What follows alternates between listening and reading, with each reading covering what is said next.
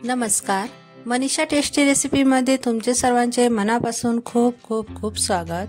पावसाळा सुरू झालेला आहे, मग अशा वेळेस काहीतरी गरम खावेसे वाटते आणि जर आपल्याला गरमागरम कुरकुरीत कांदा भजी खायला मिळाली तर पावसाचा आनंद काही वेगळाच असतो. चला तर मग आज आपण बघणार आहोत कांदा भजी कशी करायची ते. भजी करताना काही टिप्स मी तुम्हाला इथं सांगितलेले आहे, तेव्हा हा व्हिडिओ तुम्ही शेवटपर्यंत पहा. आणि तुम्हाला जर माझ्या रेसिपीज आवडत असतील तर माझ्या चॅनलला लाईक आणि शेअर सबस्क्राईब करायला मात्र विसरू नका. चला तर मग रेसिपीला सुरुवात करूया. आता आपल्याला कांदा भजी करताना इथं लागणार आहे कांदा. इथं मी 3 मीडियम साईजचे कांदे घेतलेले आहे, त्यांना बारीक स्लाइस करून घेतलेले आहे. उभे काप करून घ्यायचे आपल्याला आणि कांदा कापल्यावर त्याला चांगलं हाताने चोळून घ्यायचं, म्हणजे ते व्यवस्थित मोकळे होतात. या पद्धतीने आता यामध्ये आपण मीठ टाकून घेणार आहोत. इथं मी 1 चमचा मीठ घेतलेला आहे. आता या कांद्यालाही चांगलं मीठ सर्वीकडे लागलं पाहिजे, म्हणून असे मीठ कांद्याला चोळून घ्यायचे. म्हणजे याने काय होतं की मिठाचं पाणी होतं आणि कांद्याला पाणी सुटतं, त्यामुळे वेगळं पाणी आपल्याला घालण्याची गरज पडत नाही आणि भजी एकदम कुरकुरीत होतात. आता 1 मिनिटभर मीठ कांद्याला चोळून लावून घेतलेलं आहे. आता आपण याला 10 ते 15 मिनिटं झाकून ठेवून घेणार आहोत, म्हणजे कांद्याला चांगलं पाणी सुटेल. 10 ते 15 मिनिटं झालेली आहे आणि बघू शकता कांद्याला मस्त पाणी सुटलेलं आहे आणि ते चांगलं ओलसर झालेलं आहे, हे बघू शकता. आणि यामध्ये थोडंसं पाणी शिल्लक आहे. आता आपण यामध्ये काही साहित्य टाकून घेणार आहोत. आता अगोदर आपण इथं ओवा टाकून घेणार आहोत. ओवा मी अर्धा चमचा घेतलेला आहे व त्या हातावर क्रश करून ते टाकून घेणार आहे. ओव्यामुळे भजी पचायलाही हलके जातात आणि स्वादही खूप छान लागतो भज्यांचा. आता यामध्ये कुरकुरीतपणा यासाठी भज्यांना मी इथं तांदळाचं पीठ टाकून घेणार आहे. इथं 3 चमचे मी पीठ टाकून घेतलेले आहे. इथं तुम्ही कांद्याचं प्रमाणानुसार पीठ कमी जास्त करून घ्यायचं आहे. आता यामध्ये मी अर्धा चमचा हळद घालून घेणार आहे. नंतर अर्धा चमचा लाल तिखट घालून घेणार आहे. तुम्ही लाल तिखटाऐवजी हिरवी मिरची बारीक चिरूनही घालू शकता. आता यामध्ये घालणार आहोत आपण बेसन. बेसन इथं मी 1 वाटी घेतलेली आहे. आता बेसन अंदाजाने घेत घालायचं आहे आपल्याला, म्हणजे एकदम घालायचं नाही, तर असं चमच्याने किंवा थोडं अर्ध करत टाकत जायचं आहे. जेवढं कांद्याला पाणी सुटलेलं आहे किंवा कांद्यामध्ये पाणी आहे तेवढंच आपल्याला बेसन यामध्ये मिक्स करायचं आहे. एकदम बेसन पीठ जर घातलं तर ते कांद्याचं मिश्रण कोरडं पडेल. त्यासाठी कांद्यामध्ये जेवढं पाणी आहे तेवढंच आपल्याला पीठ यामध्ये मिक्स करत चालायचं आहे. तुम्हाला जर यामध्ये अजून थोडंसं मीठ टाकायचं असेल तर वरतून अर्धा चमचा मीठ टाकून घ्यायचं.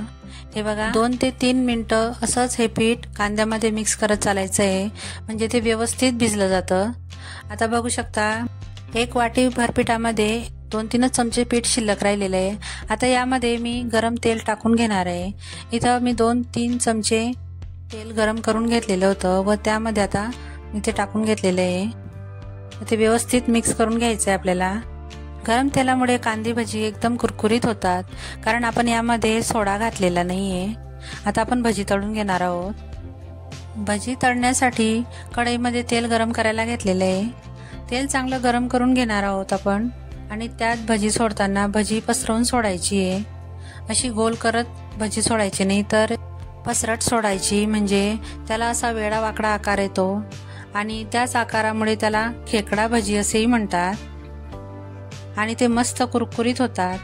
आता इथे एक गोष्ट लक्षात ठेवा की गॅस सुरुवातीला आपल्याला थोडा मोठा ठेवायचा आहे, म्हणजे तेल चांगलं व्यवस्थित गरम करून घ्यायचं आहे आणि नंतरच मग ते भजी पलटल्यानंतर मीडियम गॅस करून घ्यायचं आहे. एकदम लो गॅसही नाही करायचा, नाहीतर ती भजी आतून कच्ची राहतात. मध्यम गॅसवरच तळायची, कारण तेल जर कमी तापलं असेल तर भजी मऊ होतात आणि तेल शोषून घेतात, मग ते कुरकुरीत होत नाही. आता बघा मस्त तांबूस रंगावर भजी तळली गेलेली आहे आणि आता आपण त्यांना काढून घेणार आहोत.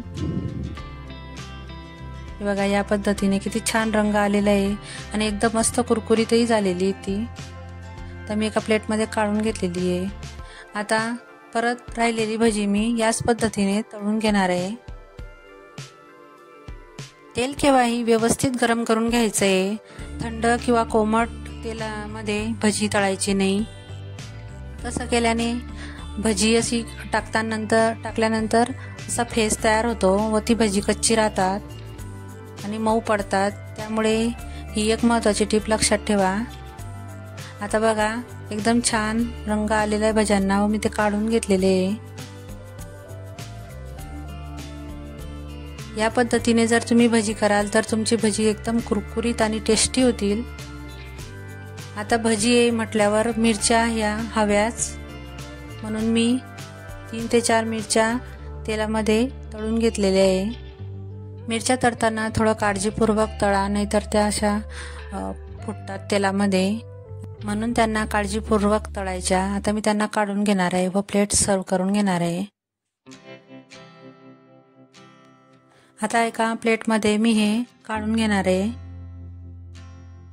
2 पाहुणे घरी आल्यावर झटपट तुम्ही या पद्धतीची कांदा भजी त्यांना देऊ शकतात. फारच आवडेल त्यांना. पाऊस बाहेर पडत असताना घरामधून फरमाईशी होतेच कांदा भजीची. तुम्ही याच पद्धतीने जर भजी केली तर सगळ्यांना आवडेल. तुम्ही ही भजी चहा बरोबर किंवा सॉस बरोबर खाल्ली तर खूपच छान लागतात. एक वेळा नक्की ट्राय करून बघा. करायलाही अगदी सोपी आहे आणि चवीला एकदम अप्रतिम अशी भजी लागतात. सॉस बरोबर तर मुलांना खूपच आवडतात. बाहेर पाऊस पडतोय आणि अशी गरमागरम भजी खायला मिळाली तर गाड्यावरची भजी खाण्याची गरजच नाही. घरच्या घरी तुम्ही ही भजी तयार करू शकता. कारण गाड्यावर मिळते त्याच्यापेक्षाही छान आणि चविष्ट अशी आपली ही कुरकुरीत कांदा भजी झालेली आहे. तेव्हा तुम्हाला ही रेसिपी कशी वाटली मला कमेंट करून नक्की सांगा. आणि आवडल्यास लाईक, शेअर आणि सबस्क्राईब करायला मात्र विसरू नका. चला तर मग पुन्हा भेटूया अशाच एक नवीन रेसिपी सोबत. तोपर्यंत मस्त खा आणि स्वस्त राहा.